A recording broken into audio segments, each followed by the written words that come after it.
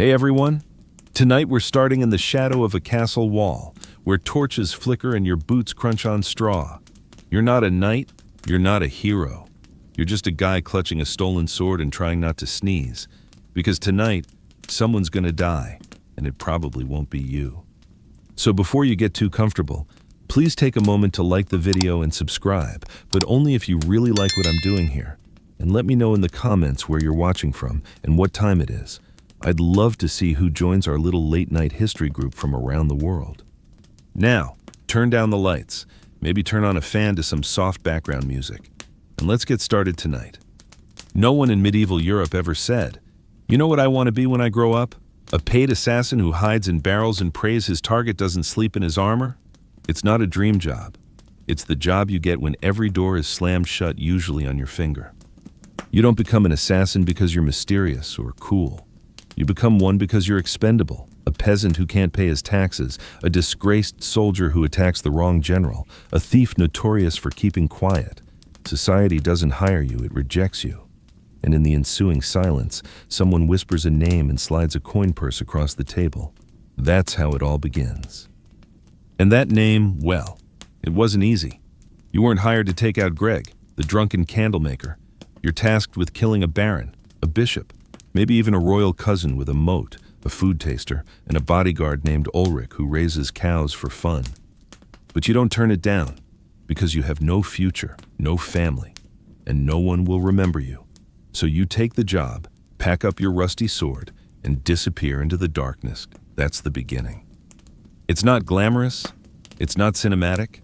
You don't sneak around at night in shiny black leather with a hook on your belt.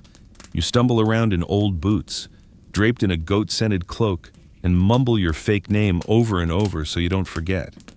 Some historians believe there were actually assassin guilds in the 12th and 13th centuries. Secret societies, whispered oaths. Some have even pointed to the Nizari Ismaili sect, the famous Hashashin of the Middle East, as a possible model. But whether medieval Europe was anything like that is debatable. What we do know is that most assassins were not trained monks or devoted followers. They were freelancers, and not the kind of people who were well documented, the kind who disappeared after completing their mission, or ended up hanging from a rope with their shoes stolen. You might have lived in a rundown slum outside the walls, or wandered from town to town pretending to be a tinker. The thing is, you have no stability right now. You don't make friends, you don't stay in one place for long, and if you see someone whispering and looking your way, you'll walk away before your beer is even warm in your hand. Assassins aren't loyal, they're not noble. They're tools, disposable, deniable, and silent. And the silence, that's the hardest part. You can't tell anyone what you've done, not your neighbors, not your mother, not even the toothless guy who sharpened your knives.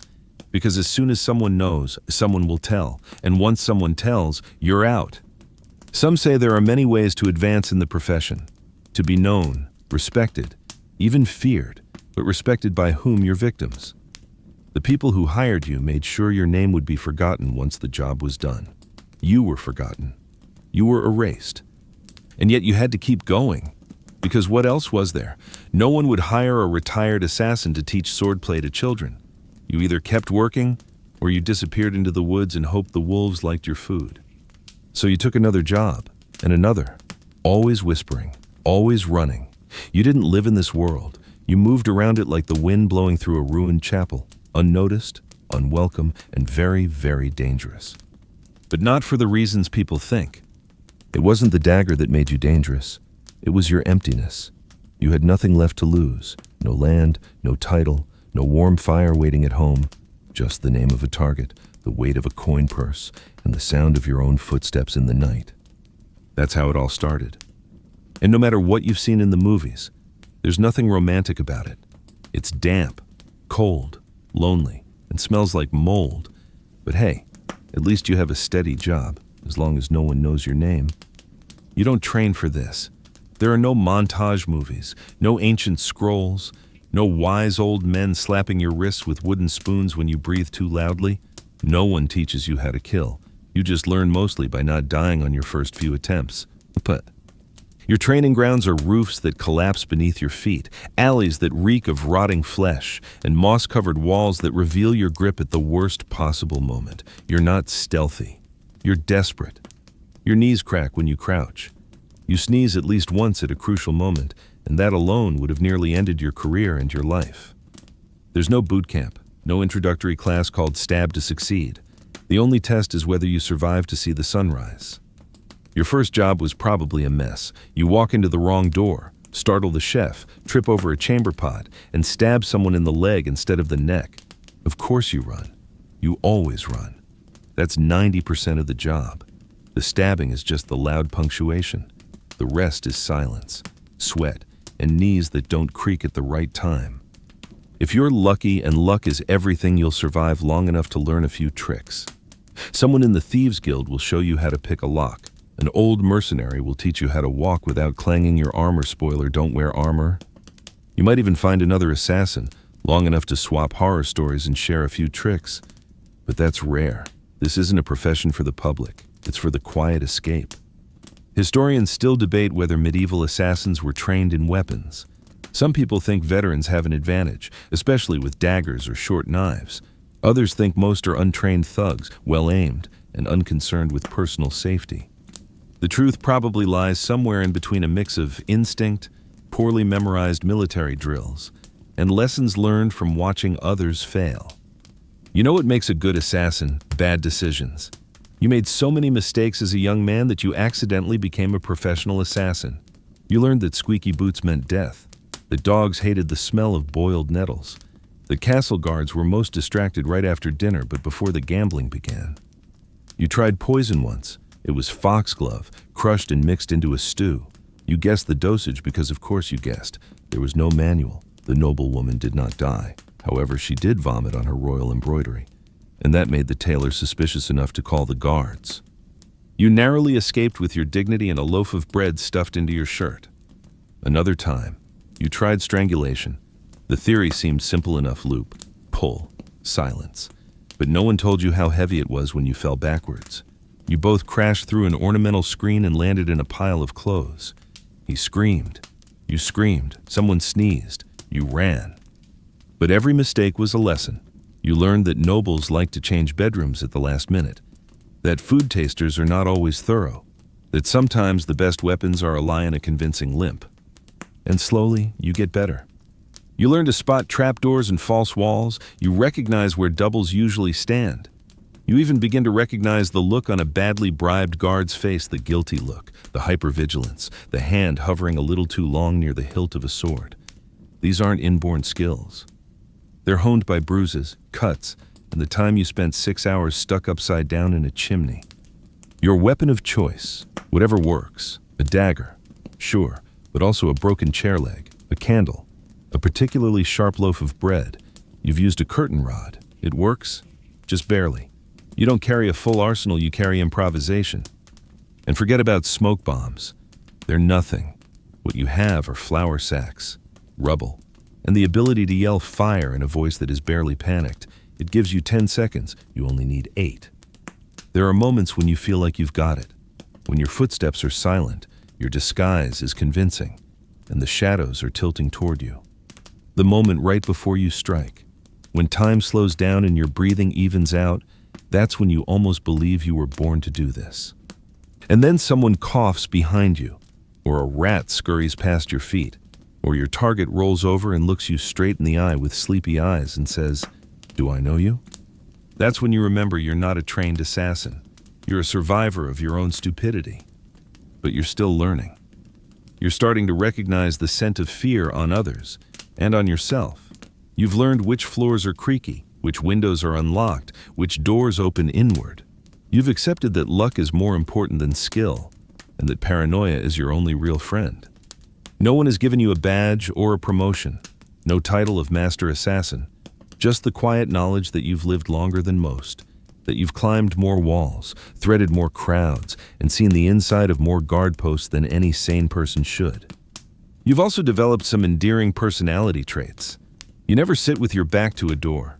You flinch when someone calls your real name. You can tell the weight of a coin purse by the sound, and you trust absolutely no one. Practice. You've practiced with blood, panic, and blind luck, and every day you survive is proof that, somehow, you're still learning. You get the job done. It's clumsy but quiet, just as it should be. A stab in the ribs, a whispered apology to yourself, not to your target. And you're gone. You sneak across the back garden, step over a sleeping hound, and disappear down the street before anyone realizes Lord Gregor won't be having breakfast. Success, right? Only you made the stupid mistake of thinking that your employer wanted you to succeed. They don't, not necessarily. See? Your client isn't thinking. Great. My problem solved. They're thinking. Now I have a mobile phone with first-hand knowledge of my crimes and a real talent for sneaking into fancy rooms. That's not a pleasant thought.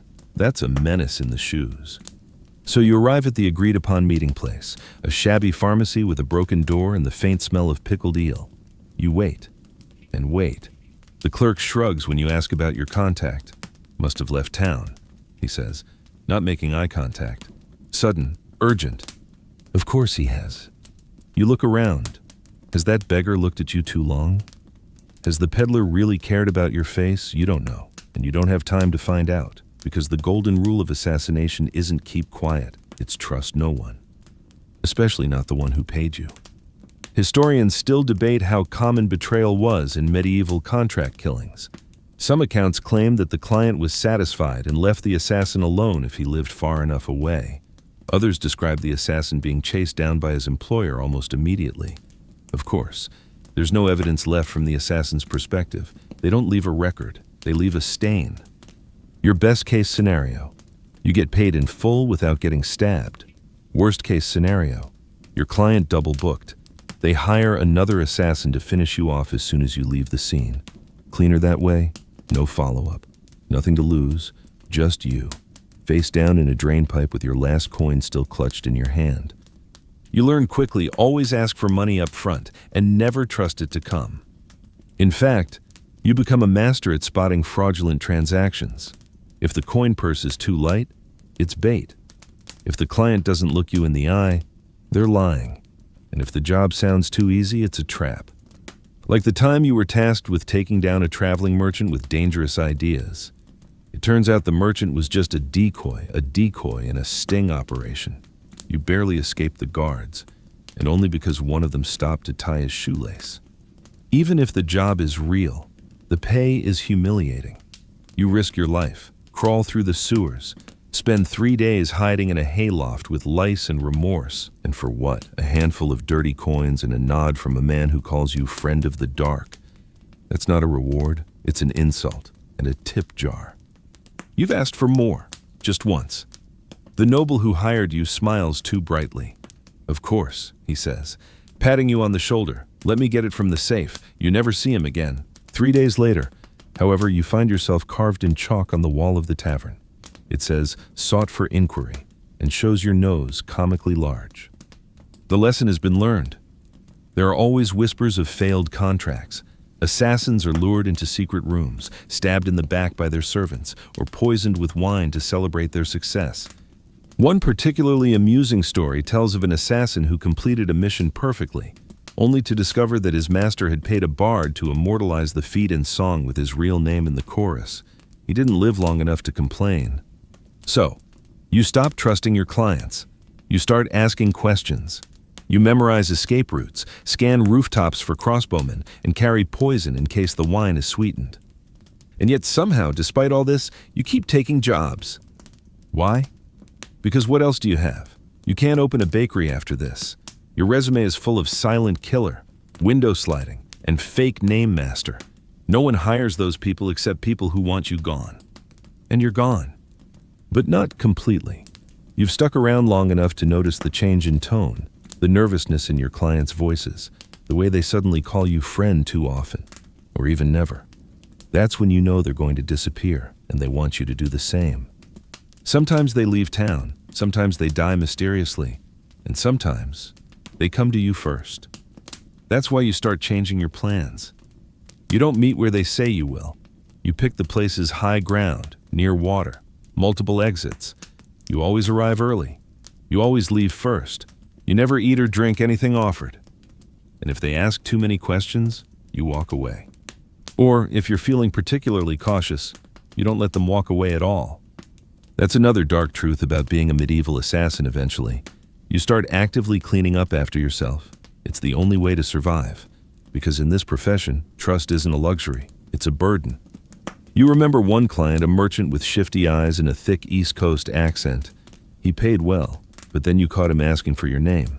3 weeks into the job, you found him in an alley. He hadn't known. You didn't like the job. You couldn't help it. You wake up with hay in your hair, a mouse chewing on your shoelaces, and a dagger tucked under your armpit because that's the only way to make sure it doesn't disappear while you sleep. That dagger, by the way, is your most prized possession. Not that it's impressive, it's not. It's chipped, slightly bent, and smells faintly of pickled onions. But it's sharp enough, and more importantly, it's yours. Forget what you see in the movies. Medieval assassins weren't equipped like Gothic Batmans. You didn't have retractable blades, poison darts, or crossbows to stuff into your boots. You had whatever you could steal, sharpen, or hide in your socks without spilling blood as you went. Your standard kit: a rusty dagger, a piece of rope that smelled like goat, a handful of herbs you thought might be poisonous, and a piece of stale bread in case you needed to bribe someone or yourself. That's it. That's your arsenal. Anything else is a luxury. You'd like a decent blade, something well-balanced, properly forged, not bent at an odd angle from prying a window. But good steel costs money, and money doesn't grow on trees. It's hidden under floors or swallowed up during border checks. Décès. Historians have discovered a few assassination tools preserved from the Middle Ages, but most of what we know is speculative. Daggers, strangulation lines, the occasional poison collar, all extremely rare. Most murderers probably used recycled tools or basic farm implements. One story tells of an assassin using a sharp knitting needle. Another involves a soup ladle and a very distracted guard. You don't have a toolbox. You have a cloak with lots of pockets, and you even sewed those pockets yourself. You've tried carrying multiple weapons before. It makes you jingle. It's not stealth. It's a rhythmic death sentence. Poisons are appealing. Quiet, effective, not messy. Just a sip, a blink, then silence. But again, fantasy. In reality, medieval poisons were messy, unreliable, and smelly. Datura, hemlock, aconite, they worked, but only when mixed properly. And guess what? You didn't go to wizard college. You've spent hours grinding dried poisonous mushrooms into powder, dropping them into a nobleman's wine, and waiting. He hiccuped, belched, sneezed twice, then asked for more. Meanwhile, you had a panic attack and tried to disappear into a rug. Even when the poison worked, it was rarely elegant. Victims may scream, convulse, vomit on priceless tapestries, or worse, survive long enough to name them. That's why you've come to favor the dagger. It doesn't lie. It doesn't slide. It doesn't ruin upholstery. But the real challenge, carrying it all. Weapons are heavy. Ropes tangle. Potions break. You can't walk into a castle that looks like a rattling toolbox. So you have to get creative. You hide daggers in boots, inside hollowed-out loaves of bread, behind fake backpacks. You once disguised a vial of poison as a relic. The monk who examined it sneezed violently and left you alone. How lucky. There's no standard equipment. Every job, every location, every objective forces you to improvise. A dagger works in the bedroom, a strangling works in the woods, a shovel works if no one is looking. And don't ask about ranged weapons. Bows are big, arrows are bulky. Crossbows are like carrying a banjo on your back, conspicuous, cumbersome, and extremely unpopular with castle gatekeepers. You once picked up a tiny hand crossbow. It broke, hit the railing, and made a sound like a startled goat. You ran for 20 minutes and swore the clown recognized you on the way out. You're not a gadget master. You're a human paperclip bent, useful, and extremely good at stuffing things in places you shouldn't. And if your gadgets break, you get creative. You've also used a loose roof tile as a weapon. Another time, you beat a kitchen guard with a soup ladle in a boot. In one memorable incident, you used a stuffed duck as a distraction while slipping a chair under the door handle and escaping through the window. That's the real skill of a medieval assassin, not killing. Improvisation. When the knife drops, when the rope slips, when the plan falls apart like a bad cookie, you don't panic, you adapt to it all. A little-known detail from 14th century Florence tells of a failed assassin who climbed a church bell tower to approach a corrupt bishop. He got halfway up before realizing he'd brought the wrong window map. He fell into a herb garden, broke both legs, and somehow survived long enough to pretend he was a confused pilgrim. That was improvisation, or luck, maybe both. Your tools weren't fancy, your techniques weren't elegant. You didn't have a room full of glowing weapons or a walk-through screen. You have whatever you can carry, whatever doesn't clank, and a slim hope that your blade won't break at an inopportune moment.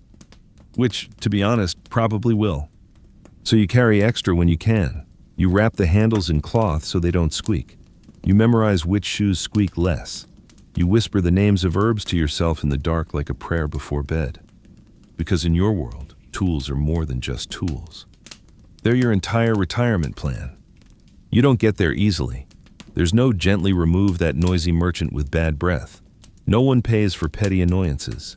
Your target is the kind whose name is engraved in the stained glass window, whose bed is carved from precious wood, and whose breakfast is more carefully guarded than most border crossings. Tonight, it's a bishop, fat and powerful, wearing velvet bracelets, so paranoid that there are 3 guards at his door and a food taster who looks like he's having a seizure. You'd laugh if you weren't trying to figure out how to get through the window without waking the caged songbird inside. Your opponent's birds. And maybe the devil, depending on local lore. Because the thing is, your target is never alone, never relaxed, never unprotected. You know what else they have? Walls. Thick walls, guards, and dogs, and gossip, and the cooks will surely notice if a stranger suddenly helps out in the pantry. You spend days, sometimes weeks, just studying, memorizing the rules of guard duty, watching the maid fetch firewood, noticing how many steps the butler takes before stopping to clear his throat. You're not just a killer. You're a constant observer of human habits, like a crawling calendar. And you do it all in silence, because the minute someone catches you watching too closely, you're out, or worse, in chains. Take Lord Halworth. Your contract says he'll throw a party every 3rd Thursday. Sounds like an opportunity. Drunk guards, distracted guests, low-burning candles. What haven't they told you? His feast included live jousting in the courtyard, 2 falcons hunting in the dining room, and a jester who sensed bad premonitions and summoned them with a lute. You lasted only 3 minutes. Historians still debate whether the high nobility actually lived in such paranoia, or whether this level of security was exaggerated by later sources. However, historians of the time mentioned fake bedrooms, food testers, and even rotating bedrooms. A 13th century French count was said to have slept in a different bed every night, never staying in the same room twice a week. Think that sounds exhausting? Try playing the role of someone trying to find him. You've snuck through the kitchen, the laundry, the stables, and once memorably a sewer. You've smelled soup for 3 days without bringing down your prey. Turns out the Duke went hunting, your timing bad. And that's assuming you even find your target. These people are cunning. Their butlers lie, their schedules change, and their favorite hobbies seem to be just out of reach. You've posed as a traveling monk, been at the estate for 4 days, almost converted. Then on the 5th day, your target moves to the Winter Lodge for better lighting. You briefly consider assassinating the candle. It would have been easier. There's always another locked door, another silent hallway full of suspicious servants, another guest who shouldn't be here. You recall the last night you got into a nobleman's room only to find he wasn't there, just his brother, reading a book on horse breeding and completely unprepared for your arrival. You apologize. He yelled. They ran in opposite directions. You still dream about it. And then there was the moat. Oh yes, the moat. In theory, moats are beautiful, romantic, decorative. But it's terrifying when you're swimming through a moat in the middle of the night, trying to avoid detection and the strange creatures that live in it. You've come up with 7 leeches, a mysterious rash, and suddenly realize that the castle's architecture is a personal attack. And even if you do make it past the moat, the walls, the guards, the suspicious ducks, the real challenge is to do it quietly. For your sake. They don't just want to live, they want to sleep. So they install creaky doors, oil the windows, and tell everyone from the butler to the boot boy to report anything unusual. And you are the very definition of weird. That's why you have to scrutinize every detail. You know which step on the main staircase creaks. You know the rhythm of the guard's coughs. You even know the sound of the stable master's knee on cold nights. This is your version of chess, except all the pieces carry swords and not allowed to breathe loudly. And then, that final horror, the goal itself. They're not helpless, not at all. They're paranoid, suspicious, nervous. You can feel it in the air. You've seen a noble throw his dinner on the floor because it smells like betrayal. He's right, it's poisoned. But the thing is, these people are ready. They sleep with daggers under their pillows. They hang bells in their windows. They rotate their rooms randomly. You found a note that says, "Try again." Shadow pinned to the bedpost. It's educational. You're close, so close. But there's always something. A creak, a cough, a sneeze. You've learned to control everything but luck, and luck doesn't like you. And yet you keep trying, because you're stubborn, because you're broke, because deep down, there's a part of you that wants to prove that you're better than this locked, secretive fortress. But mostly what? Because someone already paid you, and you spent half of it on boots that don't even fit. So tonight, you try again. You press your fingers against the cool stone of the wall. Breathe slowly, and hope that this time the birds will sleep peacefully. You sneak into the manor dressed as a monk. The robe is itchy, too long, and smells like fermented beets. It used to belong to a man named Brother Emmerich, who probably hasn't forgotten it, but it's definitely going to be cold tonight. You don't care. It fits, sort of, and it's believable enough to get through the gate if you mumble something about blessings and spiritual checks. This is your disguise. Not flashy armor, not embroidered cloak with secret pockets, just old linen and a limp. In medieval times, blending in didn't mean looking mysterious. It meant looking like nothing else. You wanted to be the cook's cousin, the spare candle boy, the spoon sharpener, the ones no one remembered, the ones who could sneak in, sneak out, and disappear into the background like a stain on the carpet. But even that takes practice. You've learned to limp. You've learned to smear ash on your face to look older. You squint just enough to appear pious. And most importantly, you never make eye contact unless you want to be questioned. One wrong look, one too confident step, and someone will sniff you out. You remember the time you tried to impersonate a stable boy? You walked in with your too clean robe, forgot the groomer's name, and accidentally called the horse Sir. 10 minutes later, you were running from 3 guards and a very angry mare named Agnes. This job doesn't involve masks, at least not the fashionable kind. The closest you have is a hood, and even that can look suspicious if you pull it down too low. Cover your face too much, and people will think you're hiding smallpox.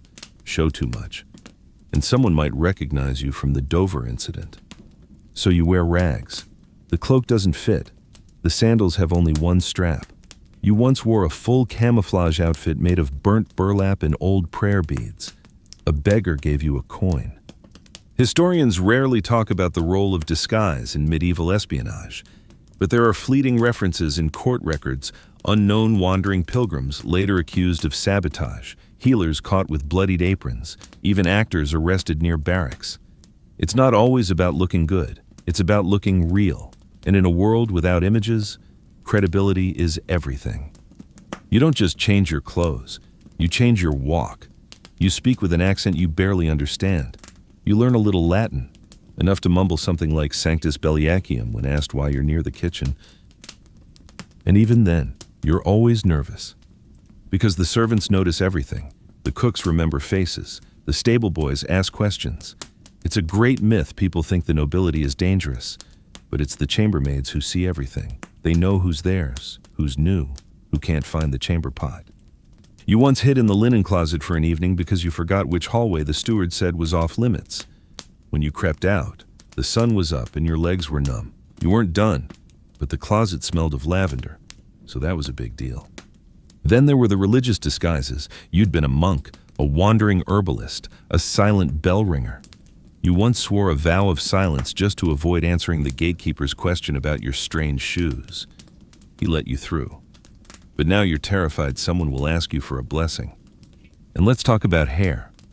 No wigs. If you want to look older, you smear ash on your beard. If you want to look younger, you pull down your hood and hope no one notices the worry lines. Facial hair is both a blessing and a painter. It hides you, but it also itches like betrayal. You've glued it on with everything from honey to candle wax. Nothing sticks when you're sweating with fear. Once, you tried to change your eye color with diluted ink. It burned for 3 days and didn't work. Don't talk about it. Once, you walked into a manor pretending to be the new kitchen apprentice. You burned yourself twice, mistook salt for sugar, and almost fed poisoned cake to the dog instead of the Baron. You walked through the vegetable cellar and never looked back. They're probably still wondering why Boyd disappeared in the middle of a soup. And sometimes, the disguise worked. You blended in. You listened. You carry things for people too busy to look closely. And for a few glorious hours, you are invisible.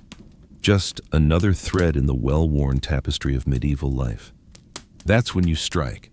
But don't get complacent, because even a perfect disguise can be blown by a sneeze, a misspoken name, a misdirected response to a joke about the bishop's favorite horse.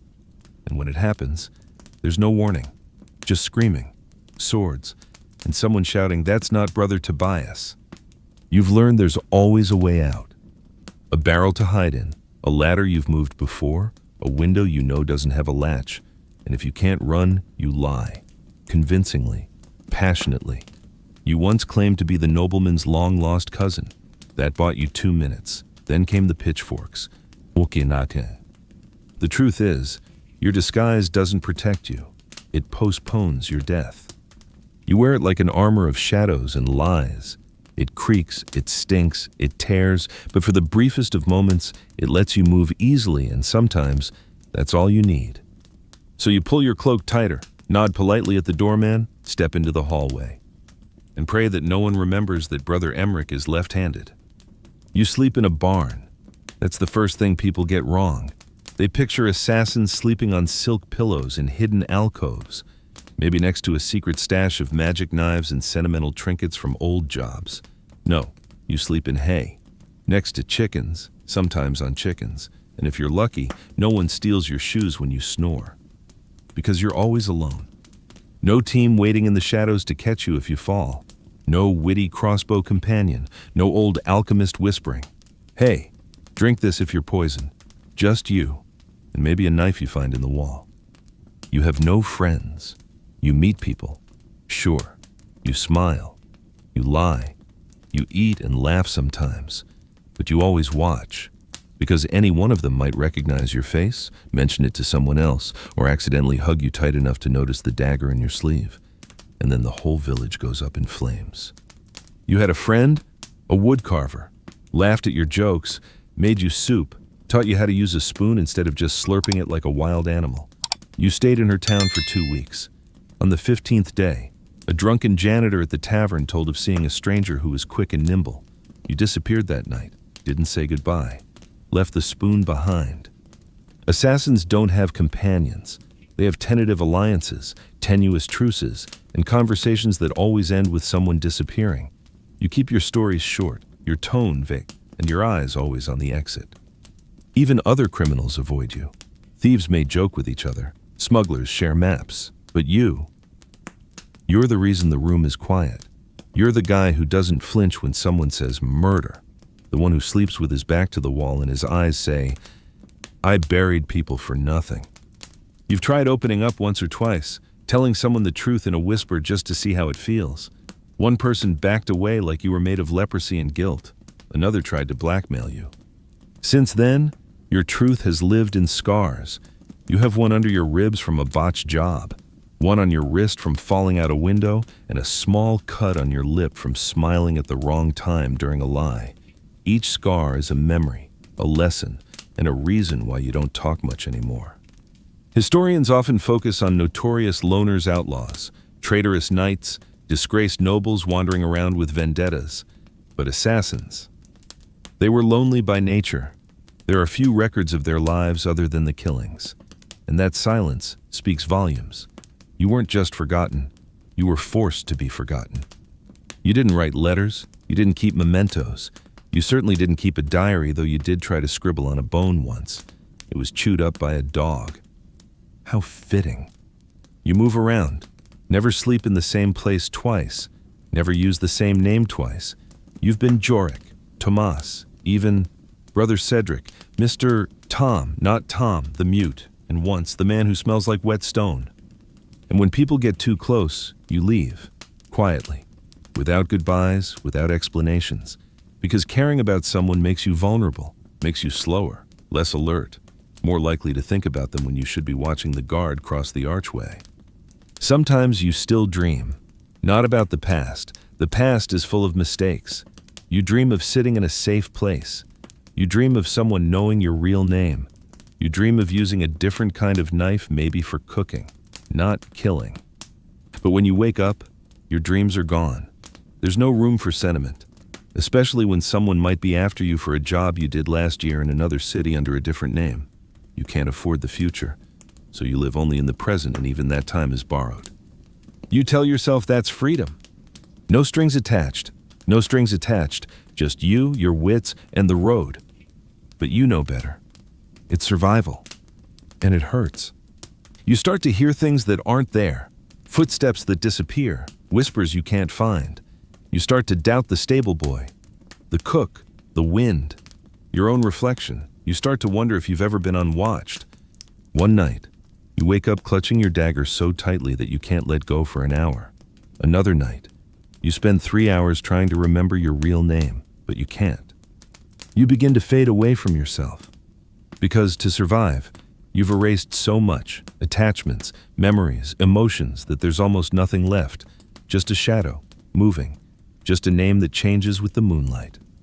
But you keep going, because that's what you do. You move, you hide, you lie, you attack, you disappear.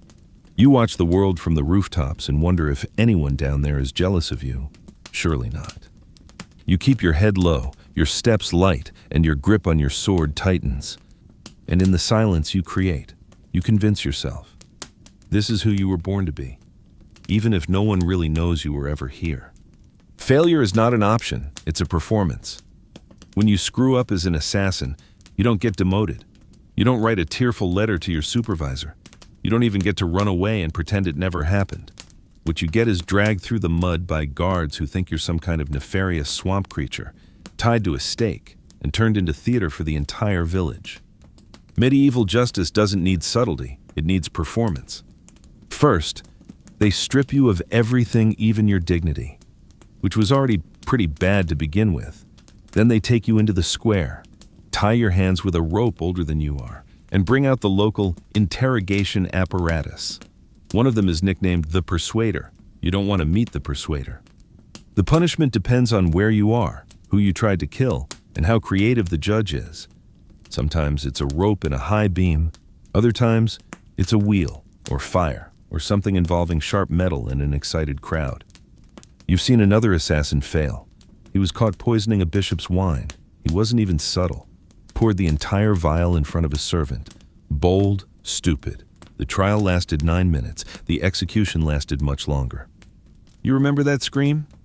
Historians record cases of public executions of assassins, where the crowd was invited to join in throwing fruit, insults, sometimes even rocks. It was supposed to be educational. See, kids.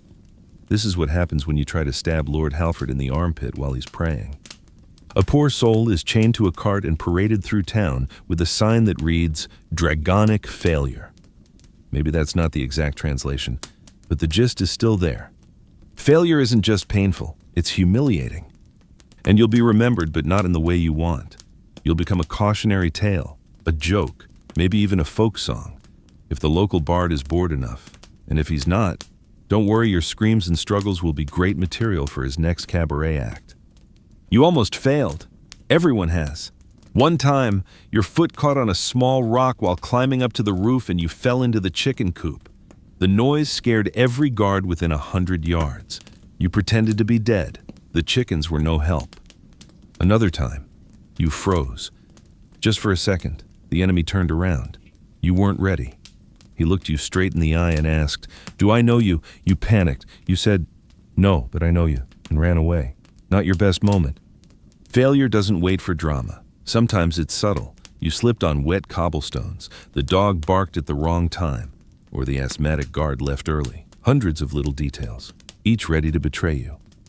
And the worst part, failure doesn't just punish you. It can endanger everyone. Did the dealer give you a fake identity? Now they're gone. The drug dealer who sold you the belladonna found in a well. The old man who winked at you when you entered the mansion disguised as a chimney sweep. His house accidentally burned down. Because once you fail, You become a liability. Everyone you've talked to, everyone you've bribed, everyone who even looked at you strangely, they're all implicated now. They're all potential targets now for revenge, for cleanup, or just because someone needs to vent. You begin to understand the true gravity of failure. It's not just about dying, it's about taking others down with you. It's about breaking everything you've tried to control. It's about becoming the very thing you swore to avoid being remarkable. And your customers, they're gone. Or worse, pretend they don't know you. They'll publicly denounce your actions, expose your name real or fake, and erect a statue in honor of the person you almost killed. You won't get a second chance. You won't get an, "Oh, I'll try again next week."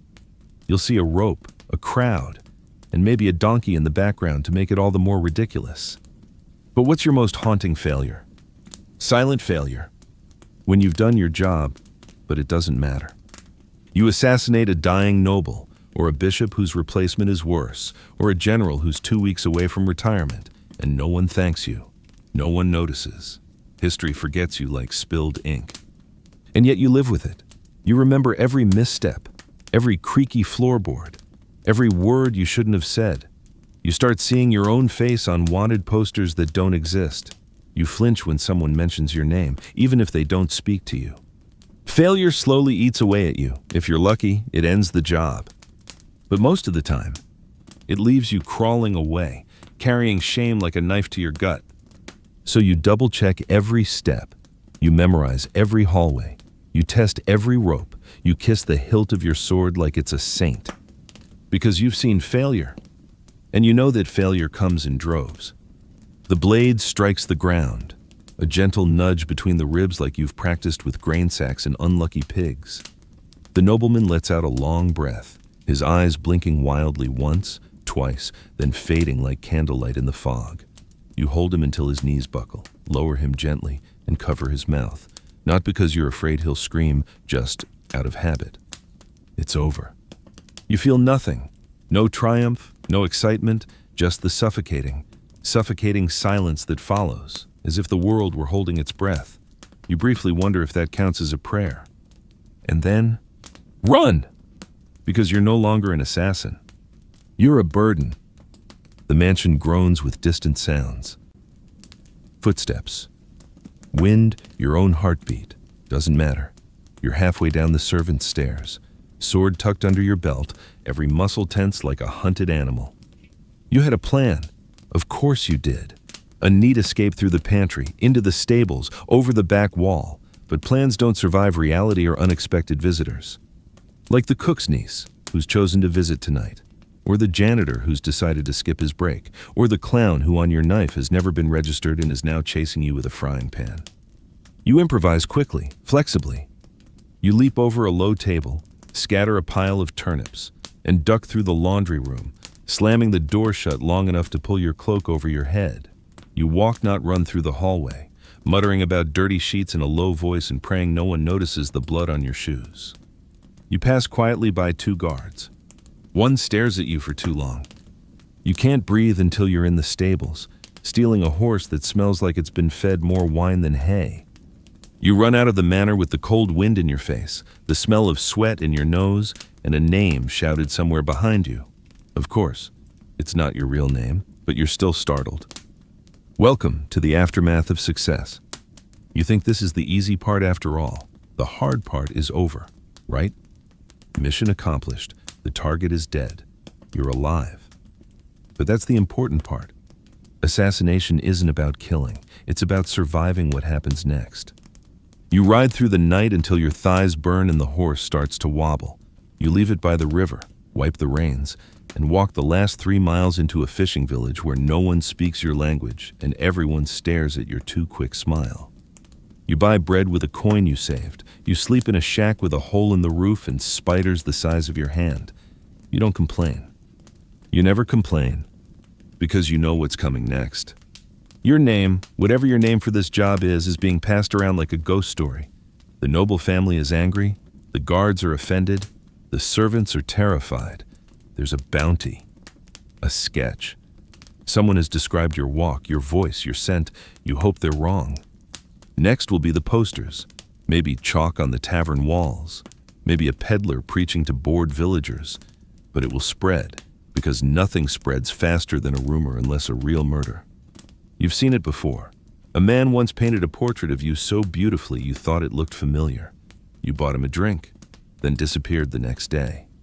So now you're nobody, again. You burn your cloak, change your gait, grow a beard, shave off. Tell people you come from a place that doesn't exist. Speak in a dialect you invented on the way here. Tell the same lie 3 different ways until you forget what the truth is. Because this is what success does for you. Isolation, delusion, reconstruction. And then there are the clients. Do you remember them? The one who gave you his name and wallet, smiling like it was all business? They're gone. Either they disappeared altogether or pretended they'd never seen you. If they were smart, they'd have deleted your letter. If they were delusional, and they should be, they'd probably have hired someone to kill you next. After all, if you can get close to a noble, you can get close to them. You return to the meeting place to collect your payment. There's another man there. Quiet, hands too clean, say he's just a messenger. You nod, take the coin, and check your reflection every night for the next month. Because after a successful mission, you become the most dangerous man alive. Not to the world, but to the person who paid you. You know what they want, who they hate, what secrets they risk to do it. And that means your life is limited, again. You try to relax. Just this once, you find a quiet village. You rent a room above a cheese shop. You tell the innkeeper you're a traveling scribe. You even spend an afternoon writing poetry, bad poetry, but it's almost human. Then a stranger appears. A man in gray, too many questions, too good a tip. You disappear into the sunset. You live like this for weeks, for months, if you're lucky. Always listening, always watching. You've changed names more times than you've changed shoes. You've got 1 coin left in your pocket from work. You haven't spent it all. You won't. It still smells like blood. Sometimes, in your darkest moments, you laugh at the thought of success. You did everything right. And now you sleep in ditches, eat hard cheese for breakfast, and answer to a name you made up in your half-consciousness. This is the prize. This is the victory lap. Not the glory, not the gold. It's survival. As long as you're alive, you keep it. And somewhere out there, someone else is holding a piece of parchment. Your face. A dagger. They may not know your real name, but they know what you've done. And they got paid to clean it up. So you move again. New town. New accent, new lies. You leave everything behind, even the memory of who you are, because keeping that's how you get caught. You did it. Against all odds, you survived it all. Daggers, poisons, betrayals whispered in candlelight. You survived roofs, broken plans, nobles with silk gloves and bloody intentions. You even survived yourself, the part of you that thought this was the only way. And now you're old. You never thought you'd be old. You believed your story would end on a spear, or at the bottom of a river, or in a ditch with your name mispronounced and your sword stolen. But fate, in its twisted humor, has given you years, maybe too many. You live in a place where no one cares. A village swallowed by mist and trees, where even the bandits get bored and leave. You came here years ago, with a limp you no longer have to pretend, and a backstory stitched together from lies that sound close enough to the truth. I was a blacksmith's apprentice, left after the fire, settled here, now. Life is peaceful. No one questions. You're quiet, helpful. You repair tools. You know how to gut rabbits and bandage wounds without flinching. The priest calls you mysterious, but smiles. That's how you know you're doing it right. They think you're strange, for sure, but kind. Now you grow herbs, real herbs, not the poisonous ones. Chamomile, thyme, peppermint for aches and pains. You give them to them when your neighbors are sick. Children call you Mitcher's thorn because of the way your eyebrows furrow when they step on your vegetables. Sometimes he smiles, but you never laugh. The laughter sounds wrong, like a sound that belongs to someone else. Night falls, darkness returns. You dream of footsteps behind you. You see the faces of those who begged, who fought, who never saw you coming. You wake up gasping, clutching the knife under your bed, eyes darting around corners as if 20 years had not passed. No one is there, never was there. But you check the door. twice. There is a boy in the village, sharp eyes, so curious. He watches you chop wood, imitates the way you walk. You catch him practicing using a stick as if it were a blade. You think about teaching him, just a little, enough to defend yourself. Then you remember no one taught you, and you survived. But only by a hair. So you shake your head. Instead, you teach him how to boil mint. It's the first kind thing you've done in years. Maybe the only thing. Then winter comes. It's hard. Snow covers the village. Food runs out. Your joints crackle with every movement. You feel the cold seeping into your bones as if it's slowly fading away. You know what's coming. You don't write anything. No diary, no confession. Just a small bag of money you bury under the fireplace with a note for firewood if needed. Your last kindness. You sit by the window, watch the sunrise, inhale the smell of pine smoke and old earth. And that night, no drama, no fear, no last desperate breath. You don't wake up. The villagers bury you under the crooked willow tree at the edge of the forest. The same tree you used to sit under when you needed peace. They put a stone. No name. Just one word carved by a boy with careful hands. Safe. No one knows who you are, what you've done, empires you've helped fall, barons who never woke, letters burned, children spared, lives bought and sold in coin purses and whispered names. No one remembers you. And somehow, that's perfect. Because in the end, you weren't a hero. You weren't even a villain. You were just a whisper, a shadow. And now, you're gone. Not hunted, not hated. Just gone. Which, after all, is better than you deserved. But maybe it's exactly what you needed. Now you have come to an end. The final page of a silent, hidden story. A life lost in the dark corners of history, where names are never recorded and faces fade before the ink is dry. No more running, no more whispering in alleys, no more knives under pillows. Now there is only silence. Gently, finally, gently. Let it envelop you now, like a blanket warmed by memories. Let your breathing slow. Let your thoughts float like leaves on still water. There is nothing chasing you anymore. You are no longer hiding. You are just here, and that is enough. The footsteps have disappeared. The coins have stopped jingling. The darkness has receded. There is no more role to play. There is no more name to remember. You are not the assassin. You are not the target. You simply rest. Let your limbs grow heavier with each breath.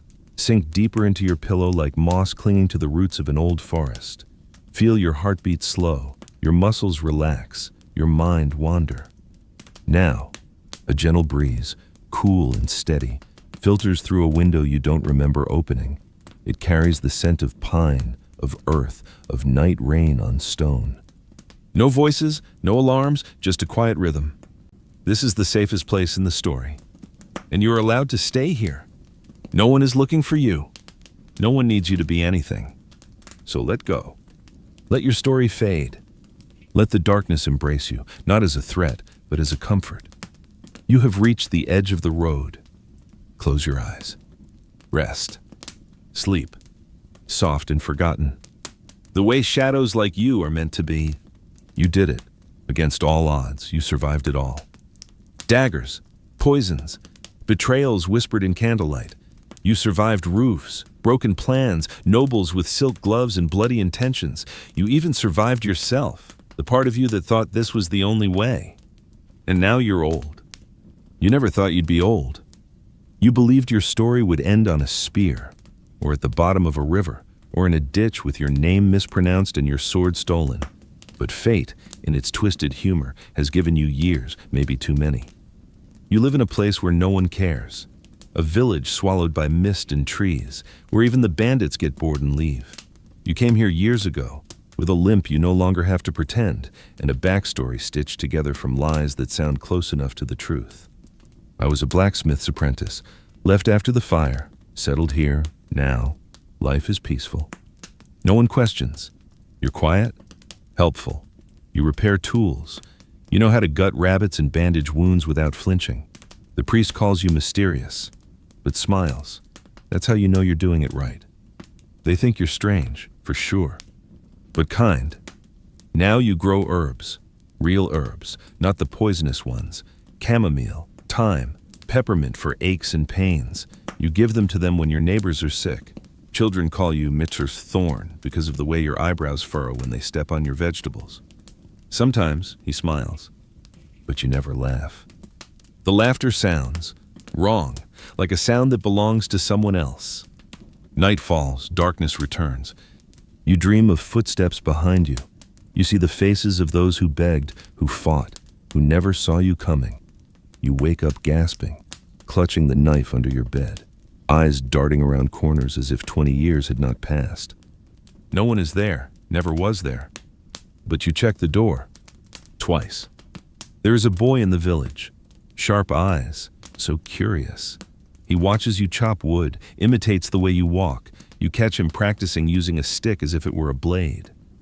You think about teaching him, just a little, enough to defend yourself. Then you remember no one taught you, and you survived. But only by a hair. So you shake your head. Instead, you teach him how to boil mint. It's the first kind thing you've done in years. Maybe the only thing. Then winter comes. It's hard. Snow covers the village. Food runs out. Your joints crackle with every movement. You feel the cold seeping into your bones as if it's slowly fading away. You know what's coming. You don't write anything. No diary, no confession. Just a small bag of money you bury under the fireplace with a note for firewood if needed. Your last kindness. You sit by the window, watch the sunrise, inhale the smell of pine smoke and old earth. And that night, no drama, no fear, no last desperate breath. You don't wake up. The villagers bury you under the crooked willow tree at the edge of the forest. The same tree you used to sit under when you needed peace. They put a stone. No name. Just one word carved by a boy with careful hands. Safe. No one knows who you are, what you've done, empires you've helped fall, barons who never woke, letters burned, children spared, lives bought and sold in coin purses and whispered names. No one remembers you. And somehow, that's perfect. Because in the end, you weren't a hero. You weren't even a villain. You were just a whisper, a shadow. And now, you're gone. Not hunted, not hated. Just gone. Which, after all, is better than you deserved. But maybe it's exactly what you needed. Now you have come to an end. The final page of a silent, hidden story. A life lost in the dark corners of history, where names are never recorded and faces fade before the ink is dry. No more running, no more whispering in alleys, no more knives under pillows. Now there is only silence. Gently, finally, gently. Let it envelop you now, like a blanket warmed by memories. Let your breathing slow. Let your thoughts float like leaves on still water. There is nothing chasing you anymore. You are no longer hiding. You are just here, and that is enough. The footsteps have disappeared. The coins have stopped jingling. The darkness has receded.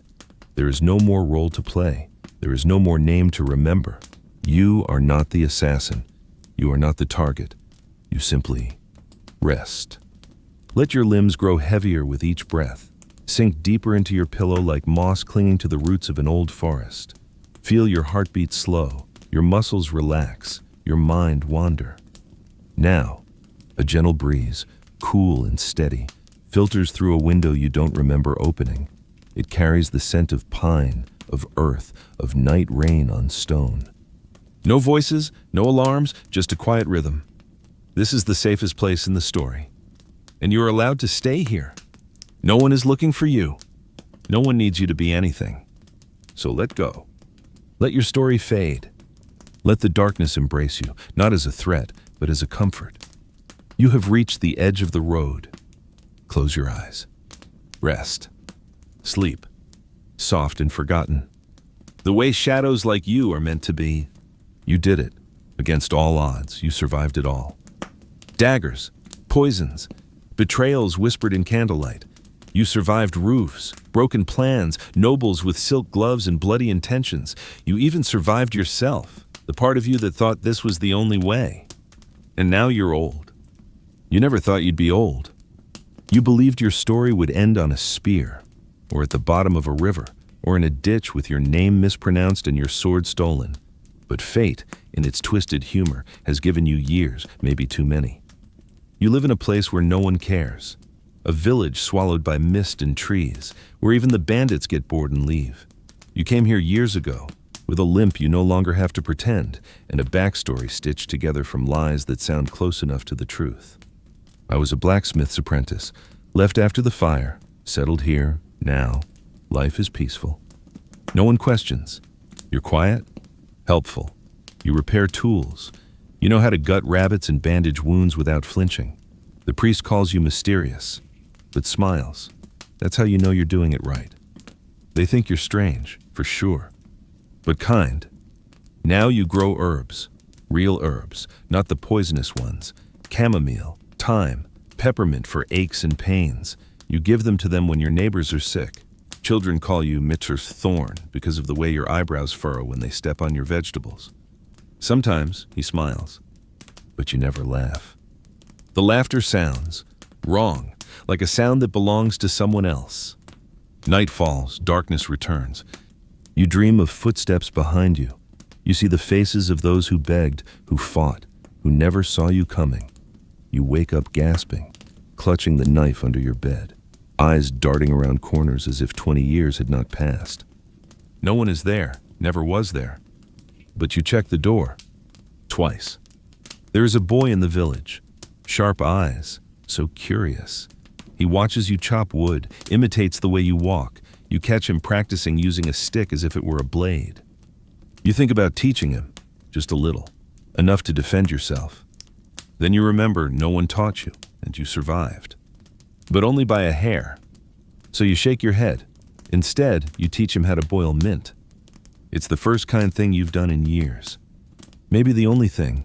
Then winter comes. It's hard. Snow covers the village. Food runs out. Your joints crackle with every movement. You feel the cold seeping into your bones as if it's slowly fading away. You know what's coming. You don't write anything. No diary, no confession. Just a small bag of money you bury under the fireplace with a note for firewood if needed. Your last kindness. You sit by the window, watch the sunrise, inhale the smell of pine smoke and old earth. And that night, no drama, no fear, no last desperate breath. You don't wake up. The villagers bury you under the crooked willow tree at the edge of the forest. The same tree you used to sit under when you needed peace. They put a stone. No name. Just one word carved by a boy with careful hands.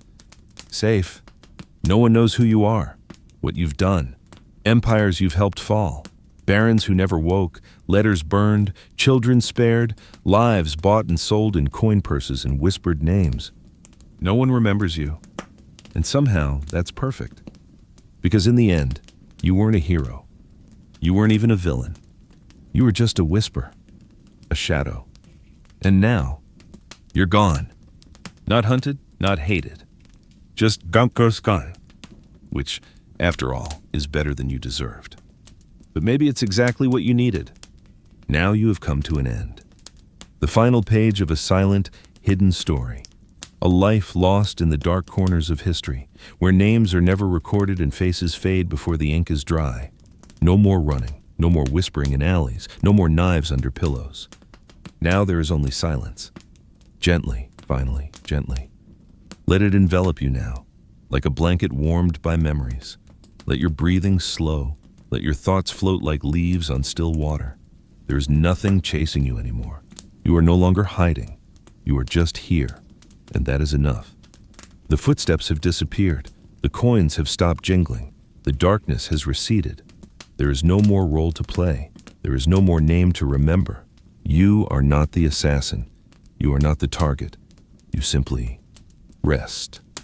Let your limbs grow heavier with each breath. Sink deeper into your pillow like moss clinging to the roots of an old forest. Feel your heartbeat slow, your muscles relax, your mind wander. Now, a gentle breeze, cool and steady, filters through a window you don't remember opening.